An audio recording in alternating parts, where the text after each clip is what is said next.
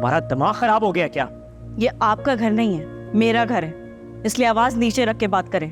तुम्हें क्या लगा था मैं अपनी माँ को तुम्हारी खातिर दर बदर ठोकरे खाने के लिए छोड़ दूंगा?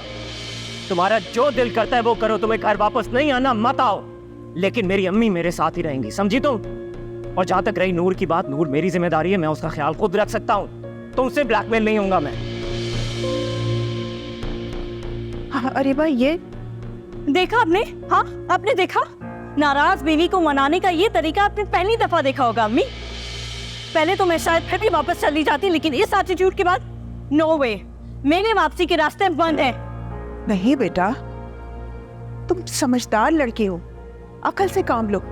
अगर घर वापस नहीं जाओगी तो बताओ कहाँ जाओगी? और अगर खुदा ना खास्ता बात ज्यादा बिगड़ गई तो क्या होगा, कुछ सोचा है तुमने?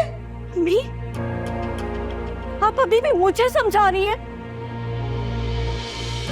अम्मी, आपको यकीन क्यों नहीं आता कि ये सब कुछ किया धरा आपकी प्यारी बहन का है? तावीज कराने से लेकर रेहान के थ्रू मेरी जासूसी कराने तक सब कुछ उन्होंने किया है। वही है फसाद की जड़। लेकिन आपकी आंखों पे उनके प्यार की पट्टी बंधी हुई है, that's why you can't see. आपको कुछ भी नहीं नजर आता। ऐसा नहीं हो सकता, वो मेरी बहन है, मेरी सगी बहन, मैं उनको बहुत अच्छी तरह से जानती हूँ। तुम उनसे नाराज हो इसलिए बदगुमान हो गई हो। मेरी भी सगी खाला है वो, लेकिन जब वही खाला सास बन जाती है ना तो सब कुछ चेंज हो जाता है। सास बहू के अलावा कोई रिश्ता नहीं बचता उनके दरमियान। अरीबा, समझने की कोशिश करो। शादी का नाम ही बर्दाश्त करना है। कुछ तुम बर्दाश्त करो, कुछ वो बर्दाश्त करे।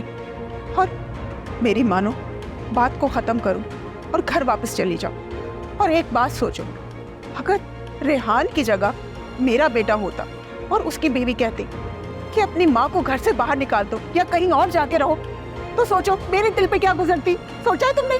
अम्मी, आप और खाला अम्मी बिल्कुल अलग हैं। आपको ये बात समझ क्यों नहीं आती? मैं उस घर में वापस नहीं जाऊंगी। आई एम टेलिंग यू, मैं बता रही हूँ, मैं नहीं जाऊंगी। क्या बात सुनो, अरीबा।